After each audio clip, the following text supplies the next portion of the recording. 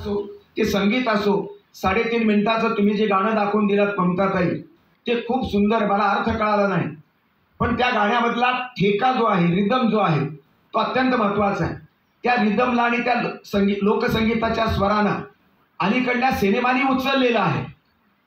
आधुनिक सिनेमामध्ये सुद्धा लोककला आणि लोकगीतांची संबंध झलक दिसू शकते. म्हणजे मूळ आदिवासींची कला हे खजिना आहे. हा खजिना जेवढ्या लवकर काही लोकांना, बेरकी लोकांना कळाला, तो स्वतःच्या नावावर खपवतात. त्याचं श्रेय आदिवासी लोककलावंतांना दिलं पाहिजे, ते दिलं जात नाही. अजूनही आदिवासींची आपण या संबंधात वाद्याने आपण सुरुवात करतात, फार चांगली गोष्ट आहे. आणि मशाली आपण पेटवली. आमच्या ताईला फार काळजी होती, ते म्हणजे सेन्सॉरची भानगड आहे. मी ताबडतोब फुंकली. पेटवलेली मशाल खरं म्हणजे फुंकत नाही मी, पेटवलेलीच आहे. पण ही परिषद जर त्यांच्या काळामध्ये, मिलिंदरावाच्या आणि सुनील राजांच्या काळामध्ये जर इथे आग लागली तर पंचायत होईल म्हणलं, म्हणून मी फुंकून टाकली. विनायकराव, ही माणसं आणि ही संबंध परंपरा जपताना ही इथली माणसं जी आहेत, जी अभिजन लोकांमध्ये, खरं म्हणजे एक मोठा आरोप आहे, स्वाभाविक आहे. प्रस्थापित समाज हा संबंध बहुजनांचा, बहुजनाने आपल्या सवर्णावर आरोप केलेले आहेत.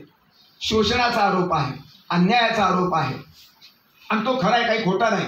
पण सगळेच अशा प्रकारचे नाहीत. अभिजनाने आता गोयल साहेब आमचे अभिजन वर्गातले आहेत, उद्घाटक अभिजन वर्गातले आहेत, अध्यक्ष अभिजन वर्गातले आहेत.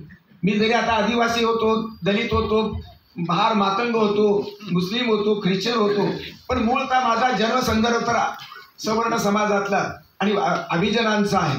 दुसरी गोष्ट, गेल्या वर्षीचे आमचे वसेकर जे आहेत तेही अभिजनच आहे. अशा, आणि मुख्य म्हणजे सगळ्यात नितीन आणि आमची ममताताई, हेही अभिजन. अभिजनावरती तुम्ही विश्वास टाकला.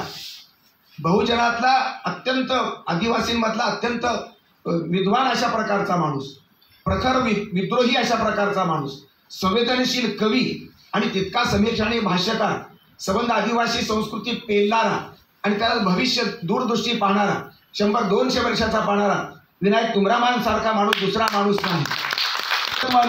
सुनील कुमरे दुसऱ्या पिढीनं सुद्धा आम्हा अभिजनावरती हा विश्वास टाकला आणि आम्हाला पात्र ठरवलं.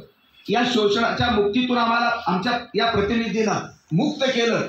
ही मुक्ततेच्या पर्वाची शुभारंभ आहे असं मी मानतो.